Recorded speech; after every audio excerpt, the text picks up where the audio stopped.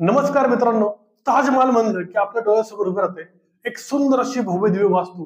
संपूर्ण जगामध्ये तिचं नाव लौकिक आहे. संपूर्ण जगामध्ये तिच्या सौंदर्याची उपमा दिली जाते. जिचं सौंदर्य हे तुलना करण्यासाठी वापरलं जातं. अशी एक सुंदर वास्तू जिचा जगातील 7 आश्चर्यांमध्ये समावेश होतो आणि जिचा जागतिक वारसा यादीत समावेश केलेला आहे.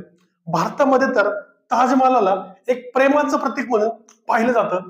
तर मग मित्रांनो, जाणून घेऊया विशेष माहिती ताजमहालाबद्दल. तर मग मित्रांनो, हा ताजमहाल आहे तरी कुठं? ताजमहाल आहे भारतातल्या उत्तर प्रदेश राज्यामध्ये आग्रा शहरात यमुना नदी किनाऱ्यावर एका मानवनिर्मित पठारावर ताजमहाल बांधण्यात आलेला आहे. ताजमहाल बांधूनच जवळपास 500 वर्षाहून अधिक काळ लोटलेला आहे. तरीही ताजमहालाचं बांधकाम, त्याचं सौंदर्य, त्याच्या बांधकामाचं रहस्य, याचं गारुड लोकांच्या मनावर आजही कायम आहे. मित्रांनो, ताजमहाल बांधला कोणी? ताजमहाल बांधला 5वा मुघल बादशाह शहाजहान. 4था मुघल बादशाह जहांगीरचा मुलगा 5वा मुघल बादशाह शहाजहान. जहांगीर आणि शहाजहान हे 2 बादशाह इतिहासामध्ये कलाप्रेमी बादशाह म्हणून याची नोंद घेतलेली आहे. त्याचबरोबर मित्रांनो, मुघल बादशाह शहाजहान हा विशेष ओळखला जातो त्याच्या काळातील स्थापत्यकलेसाठी. मुघल बादशाह शहाजहानच्या काळामध्ये 3 प्रमुख वास्तूंचं बांधकाम पूर्ण झालं. ह्या 3 प्रमुख वास्तू म्हणजे ताजमहाल, दिल्लीचा लाल किल्ला आणि दिल्लीची जामा मस्जिद. आणि विशेष म्हणजे या तिन्ही वास्तू आज जागतिक वारसा यादीमध्ये समाविष्ट केल्या गेलेल्या आहेत. तर मित्रांनो, ताजमहाल का बांधला? 1631 मध्ये मुघल बादशाह शहाजहानची प्रिय पत्नी मुमताज महल हिचं निधन झालं. राणीचं निधन झाल्यावर बादशाह शहाजहान ठरवलं की आपल्या प्रिय पत्नीच्या सौंदर्याला आणि प्रेमाला अनुसरून सुंदर असं स्मारक बांधायचं. आणि सुरू झालं एका महान वास्तूचं बांधकाम. हे बांधकाम तब्बल पुढे 20 वर्ष चाललं. हे बांधकाम करण्यासाठी 20 वर्ष 20,000हून अधिक कामगार सतत काम करत होते.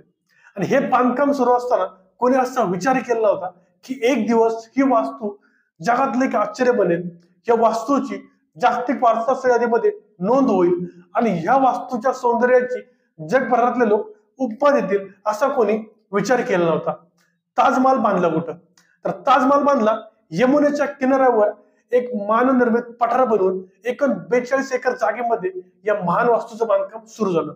बांधकाम केलं कोणी? उस्ताद अहमद लाहोरी. हे नाव मित्रांनो आपल्याकडे नवीन असेल. हे नाव होतं मुघल बादशाह शहाजहानच्या काळातील बांधकाम विभागाचे प्रमुख असणारे उस्ताद अहमद लाहोरी. उस्ताद अहमद लाहोरी हे ताजमहालाचे मुख्य किमयागार आणि मुख्य आरेखक होते. आरेखक म्हणजे त्या काळातले सिव्हिल इंजिनियर किंवा आर्किटेक्चर. मुघल बादशाह शहाजहानने विविध इमारतींची रचना उस्ताद अहमद लाहोरी यांच्याकडून करून घेतली. उस्ताद अहमद लाहोरी यांनी बादशाह शहाजहानच्या काळामध्ये 3 इमारतींची रचना केली. पहिली ताजमहल, दुसरी दिल्लीचा लाल किल्ला आणि तिसरी जामा मस्जिद. आणि या तिन्ही वास्तूंची नोंद जागतिक वारसा यादीमध्ये घेतली गेलेली आहे. त्याचबरोबर ताजमहाल बांधला कसा? ताजमहाल बांधण्यासाठी जी जागा होती ती थोडी खोलवर चढवायची जागा होती. ती जागा भरून काढण्यासाठी आधी मानव निर्मित असं एक उंच असं पठार बनवण्यात आलं. त्यासाठी मोठमोठे दगड, धोंडे, माती यांची रचना केली गेली. ही रचना करण्यासाठी माल वाहतुकीसाठी त्या काळात 1000हून जास्त हत्तींचा वापर त्या काळात केला गेला. यासाठी उत्तर भारतातल्या 20,000 मजुरांची फौज सतत कार्यरत होती. त्यासाठी जगभरातून वेगळे वेगळे कारागीर बोलवले गेले. संगमरवरी दगडाचं काम करणारे कारागीर राजस्थान म्हणून बोलले गेले. त्याचबरोबर लाल दगडातील आणि काळ्या दगडातील काम करणारे कारागीर हे बलुचिस्तान मधून बोलले गेले.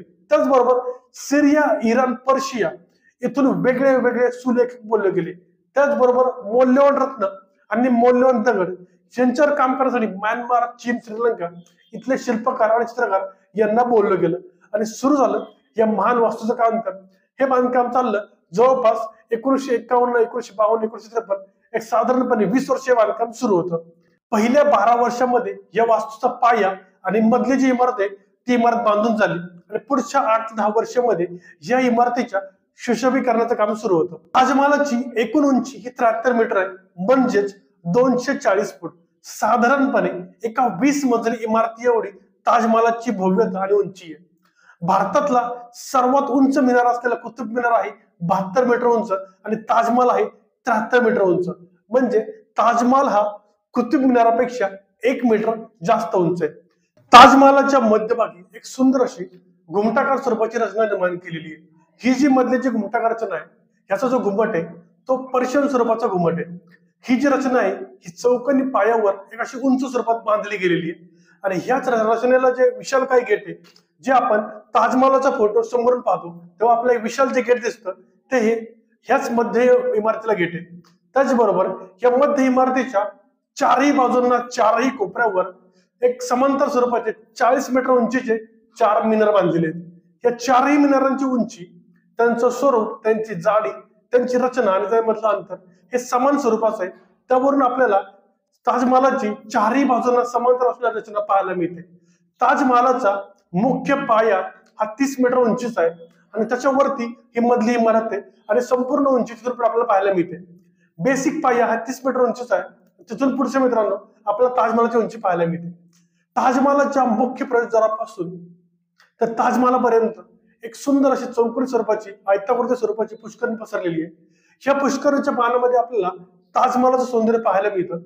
या पुष्करणीच्या दोन्ही बाजूला जाण्यासाठी आणि येण्यासाठी समांतर स्वरूपाचे रस्ते निर्माण केले आहेत. या रस्त्यांच्या बाजूला आणि ताजमहालाच्या चारही बाजूला सुंदर बगीचा आहे. हा बगीचा पर्शियन बागावर प्रेरित होऊन निर्माण केला गेलेला आहे. ह्याच पुष्करणीच्या समोरून आणि ताजमहालाच्या परिसराच्या प्रवेशद्वारावरून आपल्याला संपूर्ण ताजमहाल पाहता येतो. संपूर्ण ताजमहालाची भव्यता इतकी मोठी आहे की सामान्यपणे आपल्या डोळ्यासमोर ती पूर्ण इमारत बसत नाही. म्हणून आपल्याला पूर्ण इमारत पाहण्यासाठी, फोटो काढण्यासाठी ताजमहालाच्या मुख्य प्रवेशद्वारापर्यंत यावं लागतं. इथून आपल्याला संपूर्ण ताजमहाल दिसतो. जगभरातून आलेले लाखो करोडो पर्यटक इथूनच ताजमहालचे फोटोज काढतात, ताजमहाल सौंदर्य डोळ्यासमोर साठवतात. मित्रांनो, तुम्हाला हा व्हिडिओ कसा वाटला हे आम्हाला कमेंट करून नक्की सांगा आणि असेच नवीन व्हिडिओ पाहण्यासाठी आपल्या चॅनल नक्की सबस्क्राईब करा. धन्यवाद.